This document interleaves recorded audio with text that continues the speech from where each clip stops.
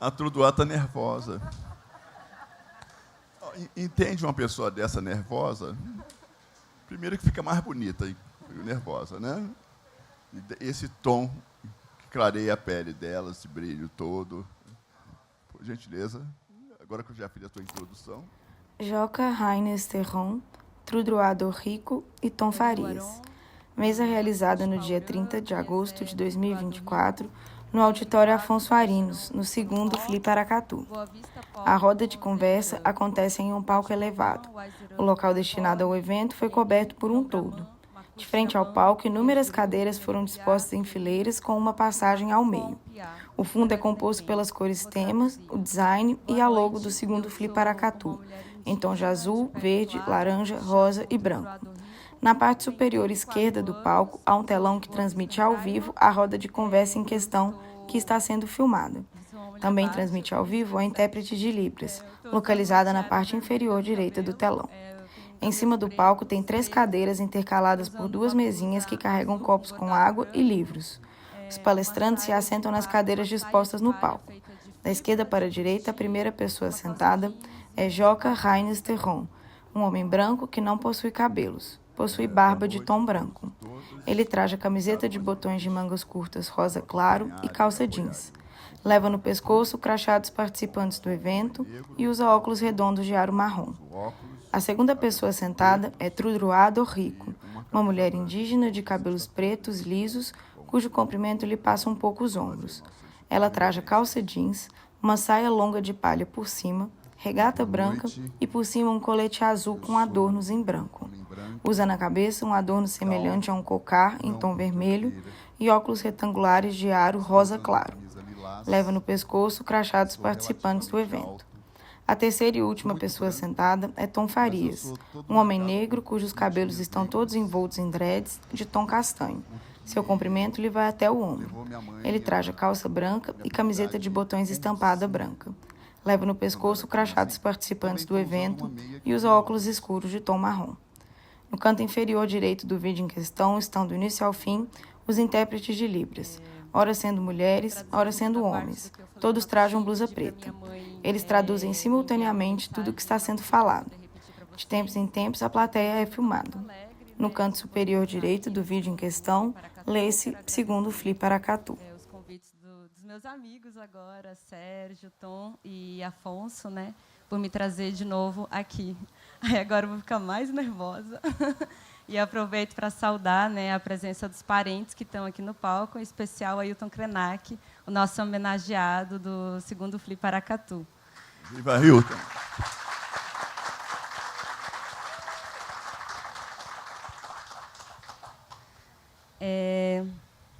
Bom, a literatura, né, tem nos trazido nesse espaço de palco para poder contar histórias ancestrais.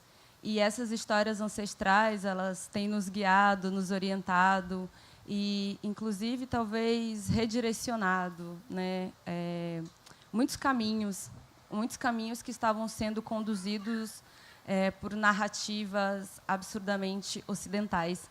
E talvez seja por isso assim que a gente tenha cooptado muitos leitores, né, leitores acostumados ao cânone, a repensar, né, o que tem consumido em termos de literatura indígena. E essa literatura indígena ela tem apresentado, né, por meio da palavra escrita, alfabética, essas narrativas que viveram na oralidade, viveram no território, viveram em outras formas de escritura. E é isso, assim. Eu falei ontem para vocês, né? Estou um pouco como Paulo, né? Assim, gastei meu repertório ontem, então. Mas aí eu quero contar uma história para vocês que eu li e me diverti bastante e eu tenho tentado ir por essa via do divertimento. Ela pertence ao povo Macurape também. Ela está no livro Moqueca de Marido. Se alguém não anotou ontem, né, pode anotar o nome do livro agora. E aí a história é assim, e, enfim. Bom, tinha uma mulher que não gostava do seu marido. E essa mulher não queria dormir com ele de jeito nenhum, e aí ela arrumou um namorado. E o negócio foi ficando complicado, porque ela tinha que se esconder, né? Ela tinha que namorar às escondidas, na roça, tinha que enfrentar o formigueiro, os matos, né? Tinha que disfarçar muito bem. E o sonho dela era namorar na rede, né? Ela já não aguentava mais aquela escondidice, né? Nem sei se essa palavra existe, escondidice toda. E aí, um dia, esse namorado chega na rede, o braço, né, com um toque muito sensual, começa com muito carinho pela cabeça, vai descendo dentro do seu próprio corpo, e ela fica assim com medo, porque, poxa, né, eles se esconderam tanto, e, de repente, ele aparece ali, escondidinho pela palha, as pessoas vão ouvir, e aí ela fica um pouco assustada. Mas ela está adorando, né? Não quer que pare. E aí ele chega no pinguelo dela. E ela adora, e ela, nossa, é o melhor namorado do mundo, não vou reclamar. Só que o pinguelo da mulher vai crescendo, né? Ele vai crescendo em um tamanho descomunal. E então ele vai aparecendo e ela começa a se esconder da comunidade, porque não é alguma coisa que fica escondido, é algo que fica muito visível na comunidade. E ela começa a ficar desesperada e ficar muito recolhida. E ela diz: mãe, a mãe dela, ela chega para a mãe dela no ato de desespero e fala: mamãe, isso está acontecendo comigo. Esse meu namorado, que namora muito bem e eu gosto, está deixando meu pinguelo muito grande. E a mãe responde, né? Minha filha, você é muito ingênua. Não é o seu namorado que está fazendo isso. É um Chopocod, é um espírito, né? A gente precisa pegar ele e matar. Então a mãe avisa a comunidade, toda a comunidade se insurge, né, contra esse espírito e tentam capturar esse Chopocod. Aí fazem uma armadilha. E à noite, novamente, né, vem o espírito com a sua mão fazer as carícias. E eles fazem uma armadilha e conseguem cortar só a mão do Chopocod. E eles veem aquela mão assim, dura, enrijecida, cheia de grafismo, com várias pulseiras, penas, muita decoração. E eles falam: vamos matar. A forma de matar nessa narrativa é cozinhar essa mão. E eles tentam cozinhar essa mão, só que nada amolece. E ela permanece dura, como se a própria carne fosse o próprio osso. E nada amolece, e começa a escurecer no mundo, né? E começa a escurecer, e passa um dia, e passa 2, né? E eles começam a trazer todas as lenhas, acaba a lenha, começa a trazer os milhos, começa a trazer os alimentos para poder fazer uma fogueira e queimar, e nada. E aí o pajé fala: a gente tem que devolver essa mão. Essa mão aqui, ela não vai, né, não vai ser cozinhada. A noite continua, a noite já se estende por 3 dias. E tem uma frase assim na narrativa que é muito engraçada, né? A noite se estende como o próprio pinguelo da mulher, está estendida desse jeito e nada volta. E enfim eles decidem devolver o pinguelo para o espírito. E aí eles devolvem e rapidamente o espírito volta, pega a sua mão, e está quente porque ela estava fervendo, e ele joga essa mão no lago, ele vai correndo no lago. Nesse lago em que ele tenta esfriar a mão, a água fica quentinha. Só que ficaram cozinhando durante muitos dias, né? E aí ele vai passando de lago por lago, até que tem um lago nesse território que fica mais geladinho, que é onde, né, ele já conseguiu esfriar o seu braço. E ele consegue ficar, né, também menos enfurecido, e à noite vai voltando, né, ao seu estado de origem, e eles vão recuperando o dia. E o pinguelo da mulher eles cortam e jogam no lago, e ele se transforma no peixe elétrico. E, enfim, quando o marido retorna, o final da narrativa, eu acho que é isso, né? E o marido a perdoou. Então essa inflexibilidade, inclusive, mostra, né, que os padrões assim de casamento, né, de amor, de relação, não são tão rígidos, né, quanto aqueles que a gente tem sido ensinados a viver. E eu não vou dissertar sobre casamento, mas eu queria compartilhar isso, assim, dessa narrativa de origem, que também tem me ensinado a não utilizar uma frase do José Manuel, né, a não discutir com tanta fúria coisas tão triviais, né. A gente tem aí temas mais sérios para direcionar esse nosso sentimento de revolução. Eu queria começar assim. Maravilha.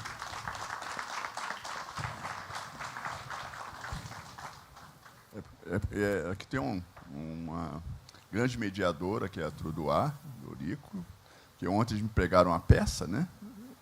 Hoje estou pregando peça nela, mas eu acho que tem dois assuntos muito interessantes, né? Porque hoje é o dia do perdão, né? Hoje, 30 de agosto, é o dia do perdão. E o tema do amor, né, que está em curso no nossa temática do segundo FII Paracatu, né? Então, acho que essas duas coisas se conectam bastante. E o quanto isso tem revolucionado a sociedade de uma maneira muito forte, né? Essa discussão. Mas é sub dúvidas, né?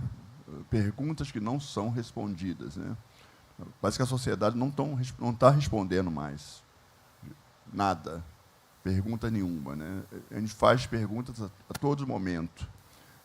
A gente remete para outras pessoas só perguntas. É uma avalanche de perguntas. Como é que você está? Como é que não sei o quê? Você diz em 10 linhas, né?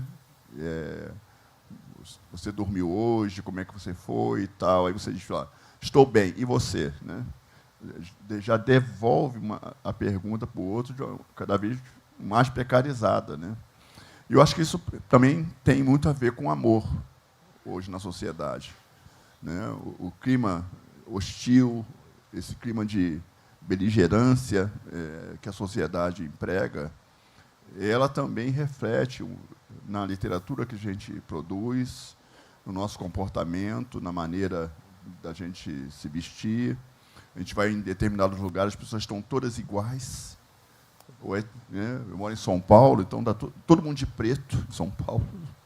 A gente não sabe exatamente se é uma moda, uma fantasia, que está todo mundo de preto, né? Então, isso também vai formatando nossos comportamentos, na medida que a gente só pergunta, a gente não se preocupa em responder, né? E não, quer dizer, é aquela coisa da escuta, né? A gente escuta muito pouco o outro, né? Diz que escutar cura, né? Então deve ser por isso que nós estamos tão doentes. Somos cada vez mais uma sociedade doente, né? O médico não escuta o paciente, o juiz não escuta o réu, né? Os governantes não escutam a população que os coloca, né? naquele lugar de poder, né? Então, o político não escuta quem votou nele. Então, é uma avalanche de coisas. Quando você traz essa perspectiva, que é uma perspectiva da ancestralidade, quer dizer, ou seja, né, é basicamente a formação do mundo, né? Como o mundo se formou por fábulas, por teoria cósmica, por sonhos, né? E hoje a gente não sonha mais, né? Às vezes muito mal dormimos, né? Muito mal dormimos. Então, são esses impactos que eu acho que a sua forma de escrever, de pensar, e você que tem 34 anos, né? Então, está tão evoluído assim, que acho que toca em todos nós, nesse sentido, né? Então, eu queria falar um pouco sobre isso, né?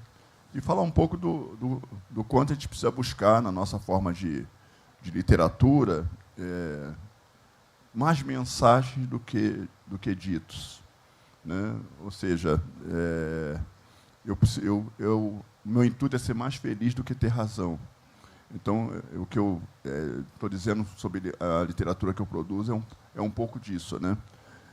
Buscar mais a felicidade do que ter razão, né? Porque a gente tem buscado sempre ter razão e não colocamos para o outro também a possibilidade dele ter razão. Então, fica uma coisa bastante agressiva, violenta e cada vez mais assim. Então, eu também tenho procurado buscar no que eu escrevo uma forma não de impor a minha verdade, né, mas de escutar as verdades, né, ou ou a pós-verdade que tem em curso, né? Eu escrevi agora na minha coluna da Folha, na quarta-feira, sobre a Kamala Harris, né? E a classifiquei como afro-americana. Então, hoje recebi vários e-mails dos diretores da Folha, editores, assim, está todo mundo dizendo que ela não é afro-americana. Mas ela tem uma biografia dela que ela diz que é afro-americana.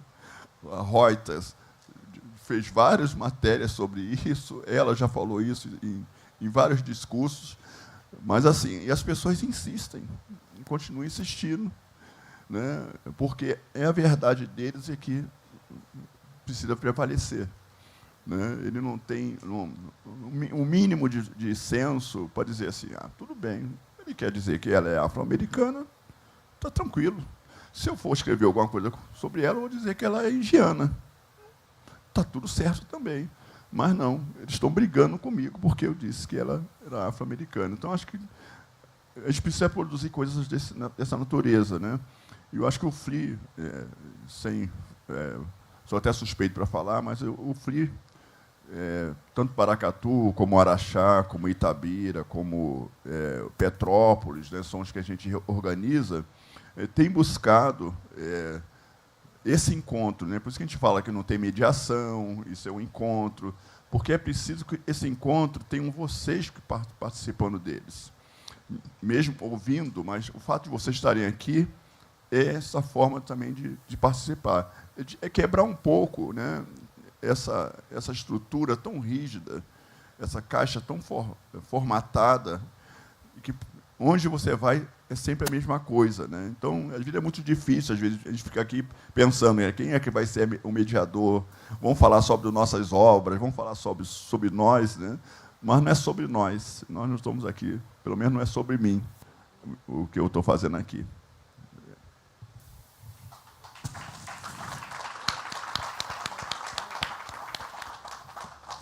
Bem, boa noite. Muito obrigado pelo convite. Em nome, bem, eu acho que o Tom é o único dos curadores que está aqui. Eu sempre aceito com muita satisfação participar dos festivais, mas inevitavelmente, quando participo, eu tenho a sensação de que os festivais não passam de velórios coloridos.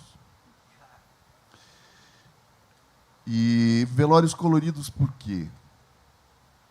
Me parece que a literatura, nós como pessoas, eu nem gosto muito da palavra literatura.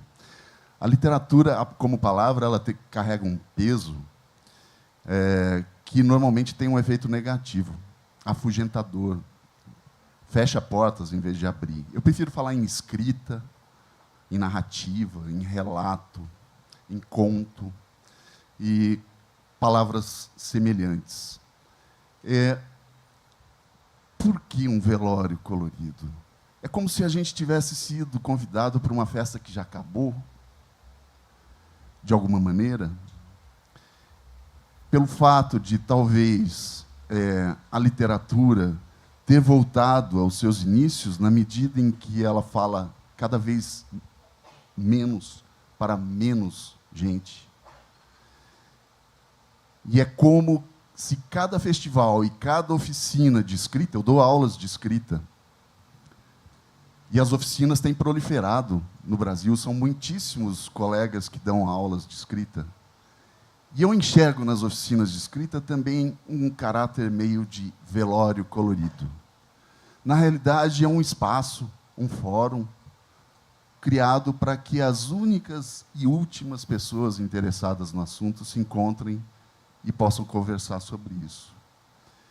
Veja só o número de pessoas que a gente tem aqui, a quem eu sou muitíssimo agradecido, percebam. No entanto, talvez o velório de uma pessoa mais conhecida tivesse mais gente. O Einstein, em algum momento, disse que não saberia como seria a Terceira Guerra Mundial, mas que a quarta seria, com certeza, com paus e pedras. Não é? Bem, e todas as teorias que estudam as origens da literatura como expressão humana provavelmente, todas elas têm como dado que a literatura surgiu muito provavelmente em volta de uma fogueira, numa cozinha, ao redor de uma panela, ou coisa assim, onde nós, humanos, exercíamos nossa profunda dependência no trato e no relatar histórias baseadas em experiências alheias. Tem aquele texto sensacional do Walter Benjamin, o narrador, onde ele conta, justamente aventa a possibilidade da literatura ter surgido do encontro entre os nômades e os sedentários, não é? Os nômades que traziam seus albinhos de fotografia para contar como é que foi a viagem, para o resto da família que não tinha grana para viajar. Claro, isso através de palavras, lá no passado. Pois bem, essa literatura que surgiu lá, sei lá, nas Mil e Uma Noites, pelo que a gente tem como registro de textos escritos, evidentemente essa literatura surgiu há muitíssimo tempo, há muito tempo. Tão velha quanto a noite dos tempos. E essa mesma história, essa mesma literatura, essa mesma tessitura, essa mesma constelação de narrativas, ela continua a se ligar, vinculada entre a necessidade de um com a necessidade de outro, de relatar, de ouvir e de se reconhecer no outro. A partir, às vezes, de perguntas, né, Tom? Porque a literatura, como a gente já conhece, não passa de uma enorme pergunta. Mas, diferentemente da pergunta feita pelo eleitor, da pergunta feita pelo político, que são perguntas óbvias, a pergunta feita pela literatura é uma pergunta relacional, que não permite uma resposta. A literatura, como pergunta, não exige e muito menos obterá uma resposta, e sim respostas. Respostas que se relacionam, que se desdobram em novas perguntas e que se desdobram em novas respostas, sem ter fim. E isso poderia ser um verbete definidor do que seria a literatura, ao menos como eu a enxergo. É isso que a gente vê sendo ressuscitado de uma forma milagrosa na literatura contemporânea brasileira. Com a chegada de novos representantes que, na realidade, trazem, não é, representações que não existiam, que não estavam presentes na sociedade brasileira. É uma das coisas mais saudáveis e alegres desse colorido velório. E que me deixa enormemente satisfeito. A descoberta de nova gente, de novas narrativas. Mas eu me pergunto, e, novamente, as perguntas, nós combinamos de fazer perguntas um para os outros, né? Não precisava revelar, né, Joca? Nosso segredo, né? Não, aqui nós não temos segredos. Não temos segredos. Krenak?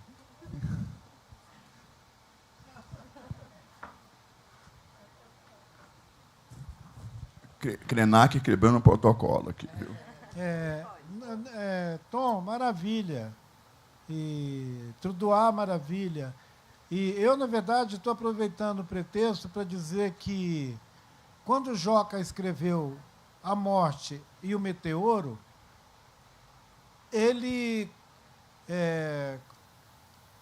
organizou uma história sobre a Amazônia e aquela nossa fronteira lá com a Colômbia e a Venezuela, aquela região lá de cima da Amazônia, que deveria ter assim explodido a narrativa sobre ecologia, meio ambiente e a continuação da história, como ela segue. Eu fiquei pensando, já que o papo é pergunta, uma hora vocês podiam deixar pelo menos uns 5 minutos para nós que estamos aqui, fazer pergunta para vocês três. E eu ia fazer uma pergunta para o Joca, que é, essa história, gente, A Morte e o Meteoro, não é brincadeira, não. É como se ele tivesse escrito um romance, é uma ficção, ela é futurista, ela acontece lá no meio desse século que nós estamos vivendo agora, e é sobre um fim de mundo. É um apocalipse. E eu fico abismado do livro do Joca passar em brancas nuvens, a não ser uma ou outra matéria que alguém escreveu sobre a morte e o meteoro, esse livro passa solenemente. Mas ele é muito importante, ele deveria fazer a gente pensar a questão da Amazônia e as coisas que estão acontecendo hoje na Amazônia, os rios estão secando, a floresta está pegando fogo sozinha, a fronteira com a Venezuela é um risco enorme daquilo virar uma tragédia. E esse romance é fantástico, porque ele mostra um bagaço naquela região da bacia amazônica, imprevisível. Eu nunca imaginei que podia acontecer uma coisa tão... que acumulasse tanta tragédia no mesmo lugar. Então, pode não ser exatamente um velório colorido, mas o que ele escreveu para acontecer naquela região é a geopolítica mais provável que vai se confirmar nos próximos 20 anos. E a gente fica falando da Amazônia como se a Amazônia fosse algo que a gente pudesse abordar, e A Morte e o Meteoro mostra que ela está muito para além daquelas ideias ingênuas que a gente tem. Uma das ideias mais ingênuas que a gente tem é a de salvar a Amazônia. Parabéns, Joca!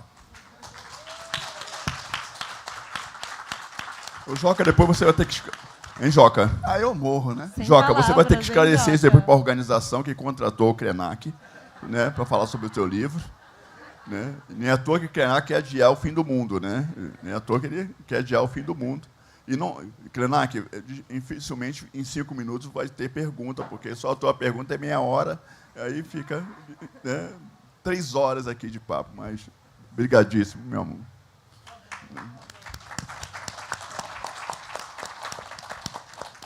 Alguma consideração? Sim.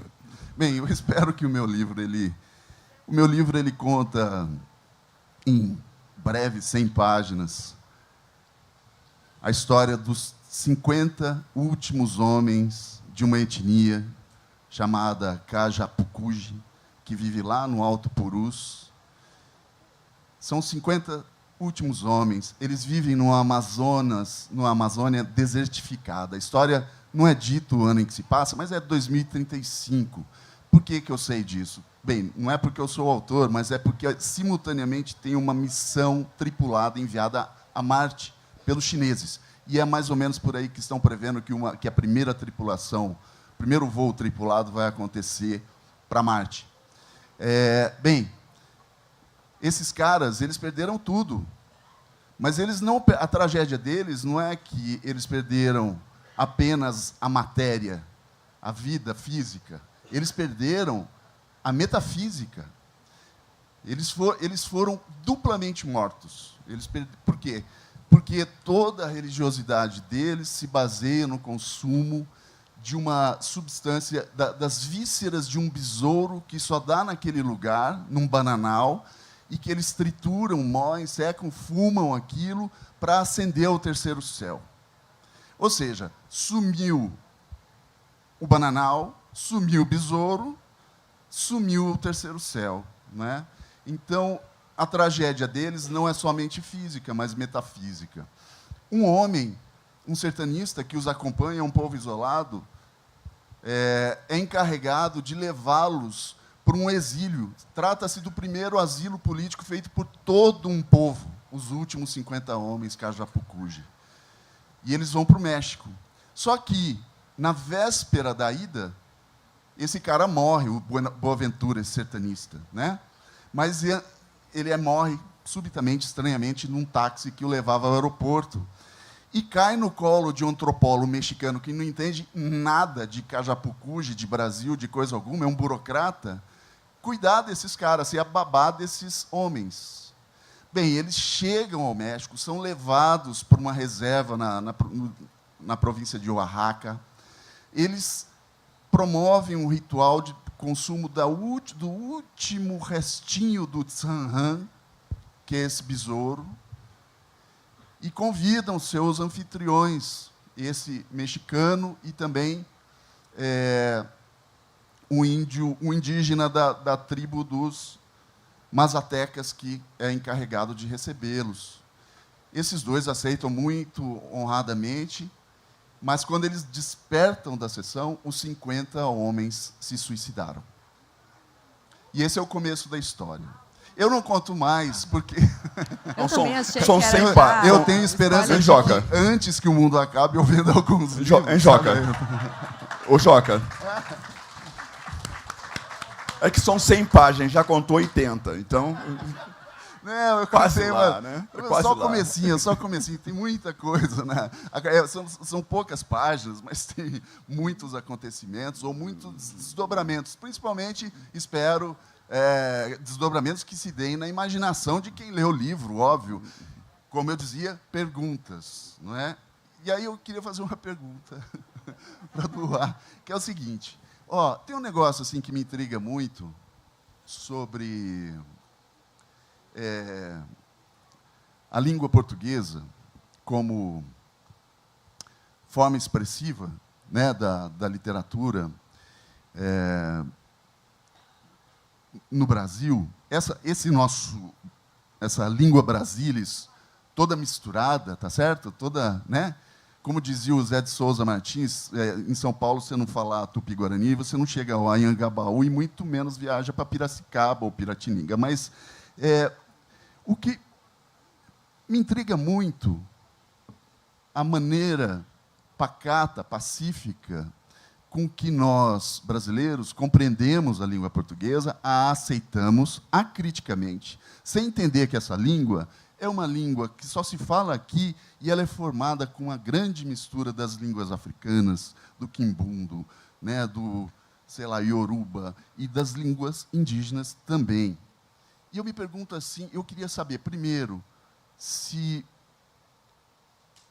você pensa nisso em termos políticos, se a literatura indígena contemporânea brasileira não deveria ser produzida massivamente nas línguas indígenas brasileiras. E queria saber o que você pensa disso. Eu vou começar de uma forma estranha, mas eu vou chegar aqui, tá? Eu vou responder. Eu tenho contado histórias, acho que eu não sou uma boa contadora de histórias, mas eu tenho tentado contar histórias, essas histórias indígenas, nessas histórias dos antepassados, dos ancestrais, para mostrar um pouco para todo mundo assim que está me escutando os enredos, né, dessas narrativas, o que elas trazem, sentimentos, angústias, vinganças, perdão também, né, o marido a perdoou, e essa transformação que são dos nossos ancestrais. E eu acho que essa tem sido uma forma, inclusive, de escapar, talvez, de um determinismo que os outros têm nos encaixado enquanto produtores de literatura indígena, né? Quando a gente fala de literatura, hoje a gente está falando dessa literatura escrita em língua portuguesa, nesse formato alfabético, publicado no mercado editorial do livro. Mas, quando você falou, né, a literatura é talvez mais antiga como a noite. E eu acredito nisso, assim, eu acredito que as nossas primeiras literaturas são vividas, né, pelas onças, jabutis e macacos, e as árvores e os barros. E essas pessoas, vejam nessa história que eu contei para vocês, a mulher se transforma no peixe, né, é um corpo-território, o próprio território é o corpo dos nossos ancestrais, dos nossos antepassados. E, no povo macuxi, agora, nós, escritores, a gente tem convencionado, né, a gente tem entendido que o nosso primeiro escritor foi Macunaímã. Então, a partir de um trabalho também do povo, dos artistas, especialmente do Mário Flores Taurepang, o povo Taurepang, né, muito próximo do povo macuxi, a gente divide assim, um bocado das mesmas histórias de origem, o tronco linguístico é muito parecido também. E o Mário Flores, junto com o seu Clemente Flores, né, eles têm trazido as histórias de Macunaímã. E aí o Mário Flores ele pintou Macunaímã desenhando as histórias, né, as letras que talvez o Brasil pudesse chamar de hieróglifos, né, ou qualquer outra forma arqueológica, né, de escrita. E nessa escrita a gente tem entendido que o Macunaímã ele é o nosso primeiro escritor porque ele vai escrevendo as histórias no território, ele vai criando o povo macuxi, e entre criar e escrever, né, nesse ato criativo e artístico também e divino, a gente tem aí essa pessoa que inaugura a nossa existência. E a gente tem dito, assim, com muito orgulho, como o escritor Makushi, o Jai Dresbel dizia isso, a Soni Fersek tem dito isso, a gente tem dito isso, assim, dessa forma coletiva, então, que o primeiro escritor do nosso povo tem sido Macunaímã. E aí, a gente também tem entendido como um projeto político utilizar a língua Makushi na publicação dos nossos livros. Só que a gente, se publicasse só na língua indígena, nós não teríamos leitores, porque se eu perguntar a alguém aqui se alguém fala língua Makushi fluentemente, né, eu teria uma resposta nula, mas eu vou perguntar igual, tá? Alguém fala o Makushi aqui, gente? Cané, vocês podem falar assim, ó, cané. Alguém fala o Makushi aqui? Arrasaram. Cané, ninguém fala, né? Porque o Makushi está ali em Roraima, está ali na Guiana, está um pouquinho na Venezuela. E se a gente publicasse, essas histórias elas não chegariam aos Estados-nações, que exatamente suprimiram, né, as línguas aí com projetos educativos que tentaram levar a língua portuguesa. Mas não poderiam ser publicados em edições bilíngues? É isso que... Calma, homem. Estou chegando aí. E aí, o que a gente tem hoje, né? A gente tem a Soni Fersek, que, junto com o ex-marido, criaram a editora Way. Way, na língua Makushi, é sol. E o projeto deles é contar essas histórias ancestrais em língua portuguesa e na língua Makushi, na língua portuguesa e na língua Taurepã. A gente tem projetos, já tem 3 ou 4 livros que trazem isso. A Matilde Makushi, que é uma escritora do povo Makushi, conta a história do Xibobo em língua portuguesa e em língua Makushi. E eu estou publicando um livro agora pela Companhia das Letrinhas, que é o Lago Pribri, que é uma história do povo Makushi também, sobre o mundo, né, dos urubus, e como os urubus ocupam um lugar especial, né, na cosmologia do povo Makushi, que estava em língua portuguesa, com o ilustrador Makushi também, mas que voltou da editora porque a gente entendeu que já não pode ser mais só em língua portuguesa. É em língua portuguesa e é em língua Makushi. Para que essa literatura chegue no Brasil, chegue aqui nessas feiras, nas escolas, mas também chegue na educação escolar indígena, que foi, talvez, um dos primeiros instrumentos para acabar com as línguas indígenas, né? Então, os professores, a gente teve uma reunião assim com eles, a gente fez um curso de 10 semanas, e eles pediram, então, que tivesse mais literaturas Makushis. Então, a gente está atendendo a essas demandas, né, conforme esse diálogo e as necessidades que a gente tem tido diretamente com eles nos territórios. E eu te convido a aprender a língua Makushi também. Adoraria. Eu passei a infância eu sou cuiabano e passei parte da infância na fronteira com o Paraguai, onde é uma região trilíngue, né? Então fala-se muito Guarani e um portunhol misturado com Guarani. Então, naquele período, eu aprendi bastante Guarani. Mas, Tom... Agora me deu até medo, que ele botou o dedo assim, falei, pronto. Não, é o seguinte, mas tem alguns poetas, por exemplo, brasileiros contemporâneos, fizeram um trabalho com o Iorubá, né?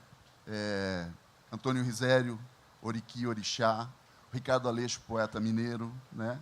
Que também, e Edmilson de Almeida Pereira escreveram poemas em Iorubá, investigando o Oriqui como uma forma poética e tal. Você conhece mais coisas sobre isso? Tem ficção, por exemplo, brasileira, escrita, onde se explora a influência dos idiomas africanos que se miscigenaram com o português, trazido pelos, obviamente, portugueses, acho. Oi? Ele é o mediador. Não, ele foi contratado para fazer pergunta difícil, entendeu? Nesse ritmo, assim. Mas eu queria só, acho que um comentário que eu queria fazer, antes de mais nada, é que você tem hoje uma população indígena que não representa 1% da população brasileira. Acho que é 0,8, 1.700.000 ou 1.800.000 pessoas no universo de 210 milhões, 212 milhões de brasileiros, né? Então, e aí nós estamos falando de diversas populações indígenas dentro desse território de 1.800.000 pessoas, né? Então, obviamente, é muito difícil, né, para esse, vamos dizer, né, essa academia que estabelece os cânones, que estabelece, né, dicionariza aquilo que a gente precisa falar e repetir, né, porque a gente vai decorando tudo, né, a vida inteira, né, desde cobre o A, cobre o B, né, depois junta B mais A, né, então essa a gramática é a forma da língua de colonização que a gente tem. E como a população indígena foi sempre muito massacrada até hoje, né, os noticiários todos os dias mostram massacres, assassinatos, né, invasão de território, né, está aí o marco temporal para estabelecer outras formas de violências contra a população. Então, realmente, eu acho que você pode contar em língua portuguesa para que o Brasil possa aprender, através da língua portuguesa, o que é exatamente o sofrimento, os sonhos, sabe, as esperanças, né, como essa população também vive, né, desde criança e como morrem, né. Então, acho que é bem possível falar isso através da língua portuguesa. Uma língua nossa, portuguesa nossa, né. Como disse o meu amigo Calafia Palanga, que é um escritor angolano, diz que a língua portuguesa é cada vez mais uma língua menos europeia, né? Porque Portugal tem, sei lá, 11 milhões de habitantes, né? Portugal. Se a gente for pegar todos os territórios, o Brasil é o que tem mais falantes da língua portuguesa, né? E o Brasil é cada vez mais negro. 58% da população hoje é basicamente declaradas negras. Então, essa língua portuguesa que veio da Europa está cada vez menos portuguesa e está cada vez menos europeia, né? Então, acho que a gente vai ter que dar um nome para essa língua para estabelecer exatamente onde nós estamos, né? E 38% do que é falado no Brasil tem ressonância com as línguas africanas, né? Então, e a gente não percebe isso no dia a dia, né? Tudo aquilo que a gente fala. A gente quer impor uma natureza de coisa, mas você tem uma academia que estabelece o que você precisa falar, o que não falar. Eu faço até uma conexão, uma ligação com a Carolina, né, porque a Carolina, uma mulher que nasceu em Minas Gerais, na primeira década do século XX, né, e teve acesso a apenas 2 anos de escolaridade, onde ela teve uma paixão visceral por escrever e pela literatura, e, através dessa paixão, ela continuou, desde os 9 anos de idade, lendo, escrevendo, da maneira dela, até dominar a língua, né? Fazer esse domínio da língua, né? Que, para muitos, não é um domínio da língua, né? Porque as pessoas também têm que estabelecer como é que a gente tem que falar e escrever a língua portuguesa. E a Carolina, digamos assim, não obedecia, digamos, essa norma padrão das nossas línguas, né? E isso foi muito rechaçada, foi muito discriminada. Corrigida. Corrigida. Até hoje tentam corrigir a Carolina, né? Mas eu digo, a Carolina, por escrever educação com I, viludo, enfim, né? E termos clássicos que ela usava, conseguiu, pelo menos, chegar a quase 40 países, onde está traduzida. Hoje, 6 milhões de livros vendidos no mundo. Talvez não exista uma escritora negra com esse porte. Eu acredito que na América do Sul, na América Latina, acho que não tem uma escritora desse porte. Foi lida por Papa a John Kennedy, né? E continua sendo, no Brasil, uma pessoa ignorante, uma analfabeta, porque é assim que as pessoas ficam classificando a Carolina. Então, acho que, quando você fala um pouco sobre isso, a gente tenta trazer... primeiro, assim, nós somos brasileiros, né? Somos brasileiros que carregamos sangue africano. porque vivemos quase 400 anos de escravidão no Brasil. O primeiro país a escravizar e o último país, supostamente, né, a abolir a escravidão. Só que no dia 14 de maio de 1888, nós tivemos a análoga à escravidão, né, que vigora até hoje. Né? A escravidão acabou e veio análoga à escravidão, né, que está aí até hoje estabelecida. Então, qualquer coisa que você fala que tem a ver com a questão racial, que tem a ver com a questão da ancestralidade, né? Você vê nas ruas placas, grafites, pichações, Jesus te salva. Né? Tranquilo, não há nenhum problema com relação a isso. Mas se você colocar Exu, qualquer outro, Iemanjá, por exemplo, né? Você já encontra reações das pessoas nesse sentido. Então, quando a gente também traz para nosso ambiente a questão das línguas faladas nos países africanos, Angola são 12 línguas mais ou menos que se fala, Kibundo, Kikongo, Bojolo, língua bunda, enfim, são muitas línguas que se falam só em Angola, né, que eu estou falando aqui, e línguas basicamente paralelas à língua colonial, que é a língua portuguesa, que não é o nosso português, né? Essa unificação toda é uma brincadeira, porque Portugal continua falando o seu português e não abre mão dele, e assim Angola, Moçambique, Cabo Verde, enfim, os 3 territórios que falam a língua portuguesa no mundo. Né? Então, eu penso que ainda é um universo pouco explorado. Você não tem um dicionário que possa... Ter dicionário você tem, mas que possa ser adotado. Né? Então, essa falta de respeito, ele também vem através de tudo aquilo que a gente lê, da linguagem que a gente produz. Por isso, nós estamos produzindo livros à nossa imagem e semelhança. Nós estamos produzindo livros que contam também a nossa história, porque a gente se cansou de ver pessoas que nada tinham a ver conosco, com a nossa energia, com o nosso pertencimento, com as nossas dores, nossa ancestralidade, contando as histórias como se fosse nós, dizendo como nós somos. Então, nós não aceitamos mais isso, Joca. Né? Então, acho que, aos poucos, nós também estamos nos dando nomes de africanos, porque nós estamos nos reconhecendo cada vez mais como negros, né? Ou pretos e pardos, geralmente como pretos. Né? Então, acho que essa forma de pertencimento é que a sociedade vai aos poucos, ter que, como dizia, né, o Zagalo, vocês vão ter que me engolir. Né? Então, acho que vai ser um pouco por aí. Boa. Ô, Tom, curioso, né? Tem uma plaquinha ali, tá, curador?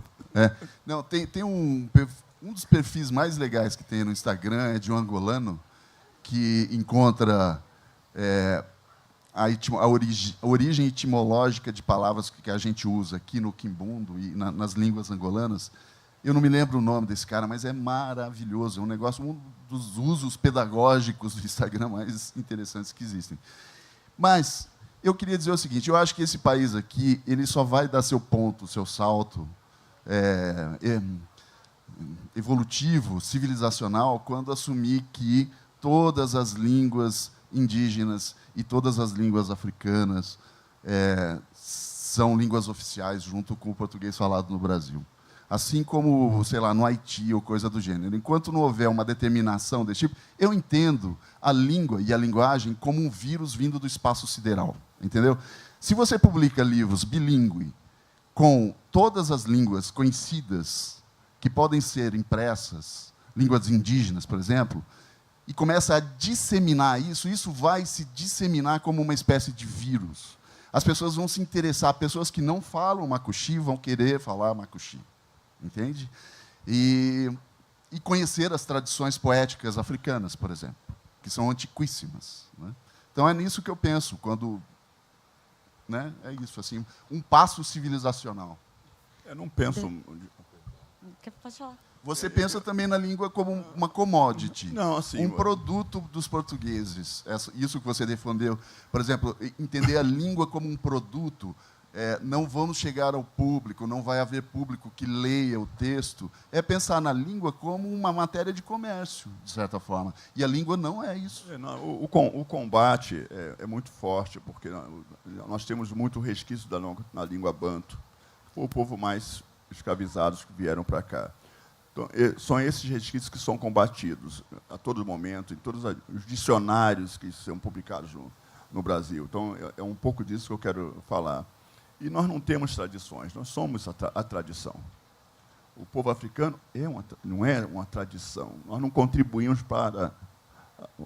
Nós somos o poder da criação, onde veio a medicina, a astrologia, a matemática, né? Porque não tem só pirâmides, né? Você tem faraós negros, a mais antiga universidade do mundo fica na África.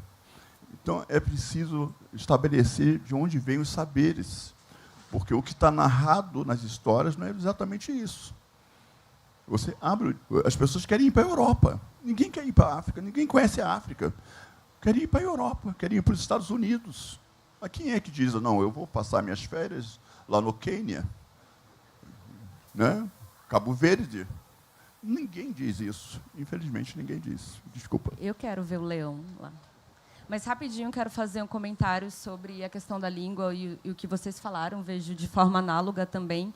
E para dizer que, no movimento indígena, há um projeto agora, né, de década das línguas indígenas, e esse projeto aí, instituído pela Unesco, está em curso, então tem mobilizado vários professores indígenas de diferentes regiões, tem feito reuniões como forma de preservar, desenvolver e criar estratégias de valorizar essas mais de 274 línguas que existem no Brasil, nesse conjunto de mais de 305 povos, né? E que, para a efetivação dessas línguas no território, é preciso muito mais que a instauração jurídica, né? Porque também passa pela mentalidade social, né? Os empenhos que um município e um Estado vão trabalhar para que ela se torne concreta no dia a dia. Vou dizer isso porque existem municípios brasileiros que já declararam línguas indígenas como oficiais. E, mesmo assim, a gente não pode apontar uma cidade como você vai naquela cidade e vai ver tudo bilíngue, os documentos vão estar bilíngues, vai ter um jornal bilíngue, vai ter uma rádio bilíngue. A gente não vê isso ainda, essa experiência linguística indígena no Brasil.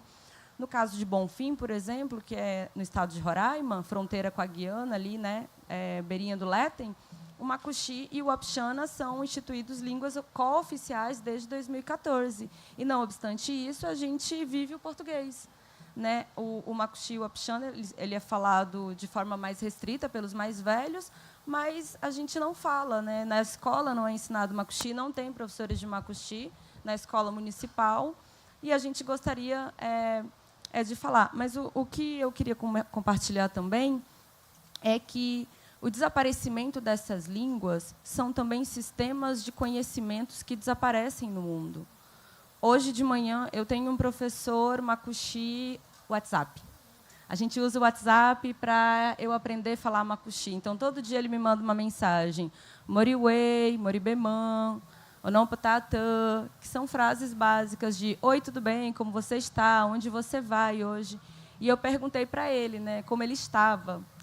E ele me respondeu em Macuxi, depois traduziu. Eu amanheci bem. E isso me acionou uma memória de uma narrativa em que tem uma história de origem, em que os filhos são abandonados no penhascos, né? E porque o pai vai para o céu, vira uma constelação. E esse filho que é abandonado no penhasco chora. E ele chora tanto, né, que do dia para a noite, né, vai escurecendo. E aí a narrativa descreve assim: ele anoiteceu chorando. E ele se transforma num sapo, o sapo Arã, né, que é o sapo que chora assim, no finalzinho da tarde para de noite. E ele anoiteceu chorando. Então, quando o parente hoje me respondeu, eu amanheci bem, né, ele vai vivendo com um dia, ele vai acompanhando essa estação, igual as nossas narrativas ancestrais. Isso está vivo porque ele ainda fala a língua, né, a língua materna, que é o Makuxe Maimu. E aí o convite, né, é estendido aqui a todo mundo para conhecer a literatura indígena, que começa a trazer um pouco desse conhecimento no português, no próprio português, né, nas suas traduções, quando começam a incorporar o nome do povo, começam a incorporar o nome né, do panteão que vive dentro daquele povo, e começam a contar essas histórias. Eu acho que a língua portuguesa tem sido esse canal para a gente mostrar um pouco dessa linguagem, que é uma linguagem corpo, território, né, que é uma outra cidadania, que é a florestania, de que fala o Ailton Krenak aqui. Então, é um convite coletivo também, né, para vocês conhecerem essa tentativa de revolução que a gente tem feito, de um modo muito tímido, talvez, ou não sei. Né? Maravilha, obrigadíssimo.